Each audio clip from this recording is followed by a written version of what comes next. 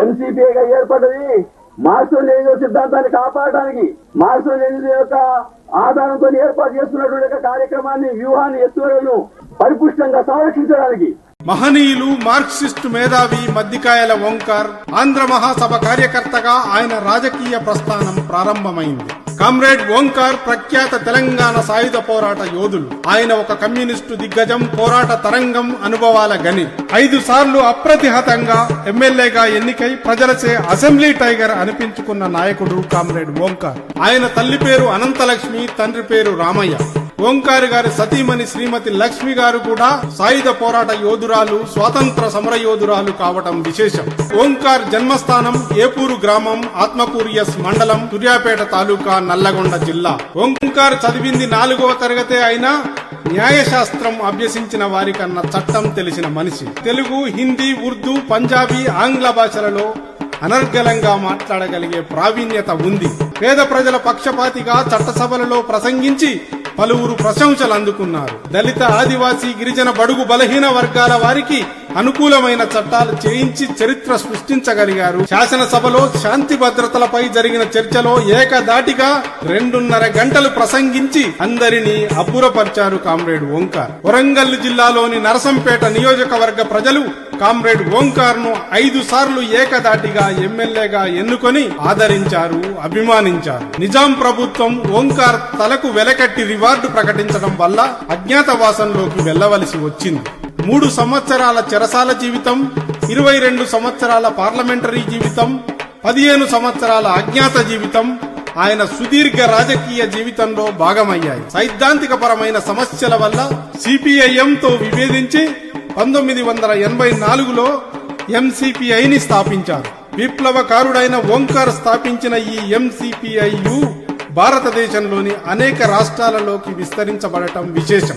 ఉమ్మడి కమ్యూనిస్టు పార్టీలో, సిపిఐఎంలో, ఎంసిపిఐలో కీలక పార్టీ పదవులు, అనుబంధ సంఘాల బాధ్యతలు కామ్రేడ్ ఓంకార్ గారు సమర్థవంతంగా నిర్వహించగలిగారు. కమ్యూనిస్టు పార్టీల కార్యకర్తలను కంటికి రెప్పలలా కాపాడుకున్నారు. బానిసత్వాన్ని ధిక్కరించమని, ఎట్టి చాకిరీని ఎదురించమని తన సాహిత్యంతో, పాటల మాటల తూటాలతో అణగారిన వర్గాల ఆలోచనల్లో చైతన్యాన్ని రగిల్చి బాంచందొర అనే వారినే బడిత పట్టుకుని తిరగబడమని పిలుపునిచ్చిన చైతన్య ప్రదాత కామ్రేడ్ ఓంకార్. కాలి నడకన తిరుగుతూ ఉద్యమ కార్యక్రమాలు కొనసాగించిన నేత కామ్రేడ్ ఓంకార్. ఆయనపై 1/2 పైచిలుకు పర్యాయాలు హత్యా ప్రయత్నాలు జరిగాయి. మృత్యువు 3 వైపుల నుంచి తొంగి చూసినా చెక్కు చెదరని ఉక్కు మనిషిలాగా ఉద్యమాలు నడిపించిన నాయకుడు కామ్రేడ్ ఓంకార్. సిపిఐఎం పార్టీతో విడిపోయిన తర్వాత కూడా ఏ ప్రధాన పార్టీతో పొత్తు లేకుండా ఎమ్మెల్యేగా ఎన్నికైన ఏకైక కమ్యూనిస్టు దిగ్గజం కామ్రేడ్ ఓంకార్. అసెంబ్లీలో ఓంకార్ చేసిన ప్రసంగాలు ప్రకంపనలు సృష్టించాయి, పలువురు ప్రశంసలు అందుకున్నాయి. సిపిఐఎం పార్టీ శాసనసభాపక్ష నాయకుడిగా, ఉపసభాపక్ష నాయకులుగా బాధ్యతలు సమర్థవంతంగా నిర్వహించారు. ఆదివాసీలకు, మైదాన ప్రాంత గిరిజనులకు, తండాలకు స్వపరిపాలన కావాలని, జంట నగరాలకు మంచినీటి పరిష్కారం జరగాలని, విద్యుత్ విధానం దానికి పరిష్కారం, పోలీసులే హంతకులైతే ఎలా ఉంటుందని, వామపక్ష ఐక్య సంఘటన అనే అనేక సైద్ధాంతిక విషయాలు ఓంకార్ గారి కలంలోంచి జాలువారి అక్షరబద్ధం చేయబడ్డాయి. గన్ను పట్టి పోరాడిన చరిత్ర, పెన్ను పట్టి రాసిన చరిత్ర, గలం విప్పి అనర్గళంగా మాట్లాడి అసెంబ్లీ టైగర్ అనిపించుకున్న చరిత్ర కామ్రేడ్ ఓంకార్. మార్క్సిస్టు మేధావి, సామాజికవేత్త, సిద్ధాంతకర్త, సైద్ధాంతిక నిబద్ధత కలిగిన రాజకీయవేత్త, మడిమ దిప్పని మహాయోధుడు మద్దికాయల ఓంకార్. రజాకార్లకు, భూస్వాములకు, వారి తొత్తులకు వ్యతిరేకంగా ఉద్యమాలు ఉవ్వెత్తున నిర్వహించిన ఉత్తమ సంస్కారి, ఉద్యమ సారథి, ఉజ్వల చరిత్ర సృష్టికర్త కామ్రేడ్ ఓంకార్. కూడు, గూడు, గుడ్డ, విద్య, వైద్యం, విద్యుత్తు, తాగునీరు, సాగునీరు వంటి సౌకర్యాలు సమస్త మానవాళికి అందించాలని శాసనసభలో, ప్రజా ఉద్యమాలలో తన ఉపన్యాసాల ద్వారా ప్రజలను ఉత్తేజపరిచారు.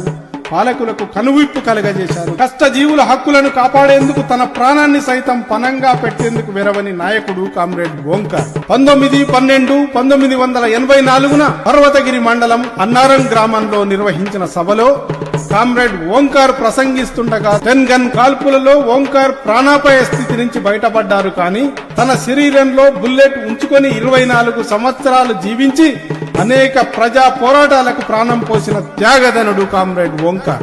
1977లో సాదిరెడ్డిపల్లిలో ఓంకార్ పై బాంబుల దాడి జరిగింది. 1978 ఆగస్టు 14న మానుకోటలో ఓంకార్ పొత్తి కడుపులో కత్తిపోట్లు పడ్డాయి. 1980లో ఓల్డ్ ఎమ్మెల్యే క్వార్టర్స్ లో ఓంకార్ ఇంటిపై బాంబుల దాడి జరిగింది. ప్రజానాయకుడు ఓంకార్ ను రాజకీయంగా ఎదుర్కొనే ధైర్యం దమ్ము లేక భూస్వాములు వారి పెత్తందారులు తమ కిరాయి హంతకులచే హతమార్చాలని కుట్రలు చేశారు. తన ప్రాణానికి ముప్పు ఉందని తెలిసినా పార్టీ కార్యక్రమాలను ప్రజా కార్యక్రమాలను ఏనాడు పక్కకు పెట్టలేదు. అంతటి ధైర్యంతో అచంచలమైన ఆత్మవిశ్వాసంతో ప్రజా పోరాటాలు చేసిన దీశాలి ఆదివాసీ గిరిజనుల అభివృద్ధి కోసం వేలాది ఎకరాల అడవి భూములను సదును చేసి భూపంపకం చేయించిన ఘనత కామ్రేడ్ ఓంకార్. ఆఖరి క్షణం వరకు అట్టడుగు వర్గాల వారికి అండగా నిలిచిన వ్యక్తి, పేదల పక్షాన నిలబడి గడీల దొరలను గడగడలాడించిన ఘనపాటి కామ్రేడ్ ఓంకార్. దళిత గిరిజన బడుగు బలహీన వర్గాల వారు ఎల్లకాలం పల్లకీలు మోసే బోయులు కారని, వారి హక్కులు కాగితాలకో రాతలకో పరిమితం కారాదని, రాజ్యాధికారం కోసం కొట్లాట కొనసాగించమని పిలుపునిచ్చారు. సమస్త కులాలను సమీకరించి సామాజిక న్యాయం బీజం నాటిన నాయకుడు కామ్రేడ్ ఓంకార్. వామపక్షాలు బూర్జువా పార్టీలతో ఎన్నికల పొత్తు పెట్టుకోవటాన్ని వ్యతిరేకించారు కామ్రేడ్ ఓంకార్.